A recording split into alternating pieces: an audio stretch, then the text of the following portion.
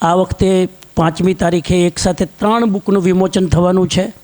એક તો કનેરિયા સાહેબનું પુસ્તક, ડૉક્ટર કનેરિયા સાહેબ, હનુમાન આરોગ્ય કથા, બહુ સરસ પુસ્તક છે, જેમાં બધા વિટામિન, પ્રોટીન, B12 આ બધા કેવી રીતે ક્યાં મળે અને કેવી રીતે સોલ્વ કરી શકીએ પ્રોબ્લેમ. અદ્ભુત પુસ્તક છે. દરેક વ્યક્તિએ, વિદ્યાર્થીઓએ પોતાના ઘરમાં વસાવા જેવું પુસ્તક છે.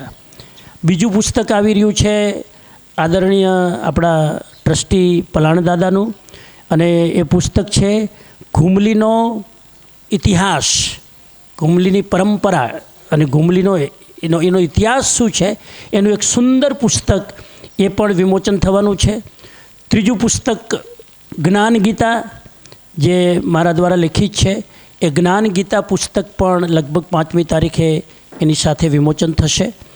એની સાથે સાથે આપણું સ્પોર્ટ્સ સંકુલ, પહેલી બાજુનો હોલ, એમાં સ્પોર્ટ્સ સંકુલ તરીકે એનું પણ ઉદ્ઘાટન થવાનું છે. અત્યારે રેનોવેશન ચાલી રહ્યું છે. એ આખું ઇન્ડોર સ્પોર્ટ્સ એક્ટિવિટી માટે અલોટ કરેલી જગ્યા છે, અને મુળુભાઈના હાથે એનું ઓપનિંગ થવાનું છે. એ પણ 5મી તારીખે.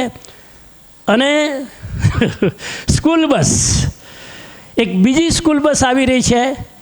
આપણે 2 ફેબ્રુઆરીના સંકલ્પ કરેલો કે એક બસ હોય તો બીજી બસવાળા બાળકોને ત્યાં 1 કલાક રાહ જોવી પડે છે, અહીંથી જાય ત્યારે અહીંયા રાહ જોવી પડે. તો આ વખતે 2 ફેબ્રુઆરીમાં અમેરિકાથી જે દાતાઓ આવ્યા હતા, એમાં અમુક દીકરીઓને ખુલ્લે આમ ઓફર કરી હતી, અમેરિકા ભણવા આવવું હોય તો બધી ફી ભરવા તૈયાર છે. કોણ છે, નામ ખબર છે કોઈને?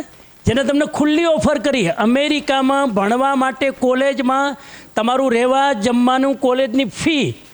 આ સાહેબ અમેરિકામાં જે રહેતું હોય ને એને પણ આવા કોઈ દાતા નથી મળતા, અને તમને અહીંયા ઘરે આવીને ઓફર કરી જાય. ઓછામાં ઓછો 1 વર્ષનો ખર્ચો છે 5 કરોડ રૂપિયા. રહેવું, જમવું, હોસ્ટેલ અને કોલેજની ફી, 1 વર્ષનો ખર્ચો 5 કરોડ રૂપિયા. એ તમને ઓળખ્યા વગર ખાલી પુરુષાર્થના નામથી એ દાતા ઘોષણા કરે છે. આ પુરુષાર્થ છે.